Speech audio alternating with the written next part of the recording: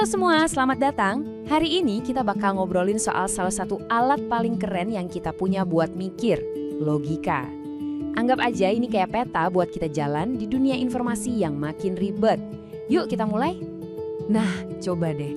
Pernah nggak sih Anda dengerin argumen yang kedengarannya masuk akal banget tapi kok di hati rasanya ada yang salah ya? Seseorang ngomong dengan sangat meyakinkan, alurnya rapi, tapi intuisi kita bilang ada sesuatu yang janggal. Nah, perasaan itulah yang mau kita kupas tuntas hari ini. Jadi, logika itu sebenarnya apa sih? Gampangnya, ini tuh ilmu biar kita bisa mikir dan bernalar dengan benar. Kayak semacam toolkit di kepala kita, isinya aturan-aturan biar cara pikir kita lurus, nggak ngaco, dan nggak loncat ke kesimpulan yang aneh-aneh. Oke, jadi dalam beberapa menit ke depan kita akan lihat logika dari 3 kacamata yang beda, gimana prosesnya, gimana cara pandangnya, dan apa maknanya.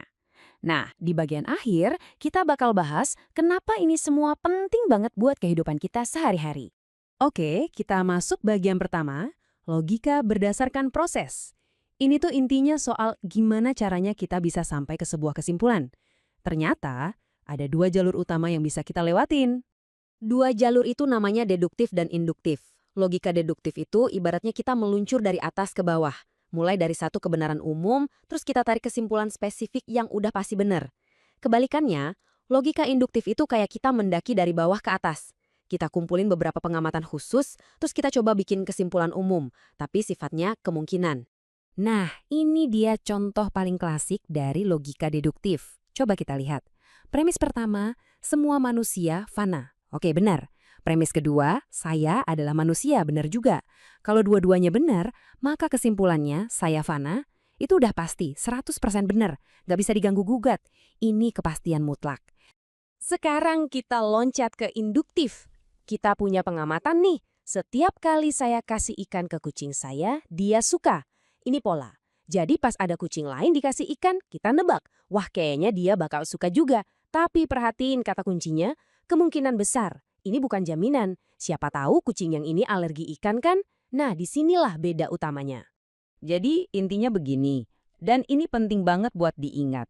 Deduktif itu soal kepastian. Udah pasti, harga mati. Sedangkan induktif itu mainnya di ranah probabilitas atau kemungkinan. Keduanya sama-sama penting, tapi dipakainya di situasi yang beda. Oke, sekarang kita geser ke kacamata kedua. Di sini pertanyaannya jadi beda. Bukan lagi gimana prosesnya, tapi lebih ke apa sih yang kita lihat dari sebuah argumen. Apakah strukturnya yang benar atau isinya yang sesuai fakta. Di sini kita kenalan sama logika formil dan material. Logika formil itu kayak arsitek. Dia nggak peduli bangunannya dibuat dari emas atau dari lumpur. Yang penting strukturnya kokoh, fondasinya kuat, nggak bakal ambruk. Dia cuma peduli sama validitas. Nah, kalau logika material, dia ini kayak geolog. Dia peduli banget sama bahan bangunannya. Isinya bener nggak? Sesuai nggak sama kenyataan? Biar makin kebayang, coba dilihat contoh yang bikin pusing ini. Baca pelan-pelan ya. Semua amfibi bertanduk. Semua ikan adalah amfibi. Oleh karena itu, semua ikan bertanduk. Spontan otak kita langsung nolak. Ini salah total. Mana ada ikan bertanduk? Ikan juga bukan amfibi. Tapi tunggu dulu. Ini dia paradoksnya. Argumen tadi, dari sisi logika formil, strukturnya itu sempurna, valid. Tapi dari sisi logika material, isinya ngawur abis. Salah. Noh, kok bisa? Gimana ceritanya sebuah argumen bisa valid sekaligus salah? Nah, tabel ini ngejelasin semuanya dengan rapi. Sebuah argumen yang benar-benar mantap atau biasa disebut sound argument, itu butuh dua-duanya. Strukturnya harus valid dan isinya harus benar. Contoh ikan bertanduk tadi, strukturnya valid, tapi isinya salah. Makanya argumen itu jadi nggak sehat atau unsound. Ini pembeda yang krusial banget loh.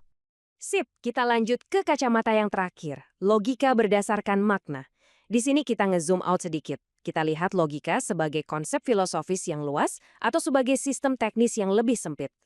Jadi ada logika dalam arti luas, ini tuh cabang filsafat yang jadi fondasi semua ilmu pengetahuan.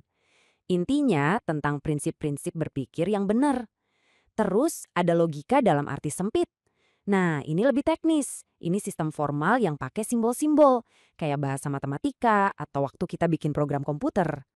Logika dalam arti luas ini soal gambaran besarnya. Ini yang kita pakai buat mengevaluasi argumen waktu debat, menganalisis berita, dan pada dasarnya buat memahami dunia di sekitar kita. Inilah fondasi dari berpikir kritis itu sendiri. Kalau logika arti sempit, ini jauh lebih teknis. Dia pakai simbol-simbol yang presisi, kayak jika P maka Q, buat membangun alir penalaran yang nggak boleh ada celah sedikit pun. Ini bahasa yang bikin aplikasi di HP Anda jalan tanpa error. Di sini, akurasi itu segalanya. Oke, setelah kita bahas semua ini, deduktif, induktif, formil, material, pasti ada pertanyaan. Terus kenapa ini semua penting buat saya? Ini bukan cuma sekedar teori di buku loh. Menguasai konsep-konsep ini tuh kayak punya superpower di zaman sekarang.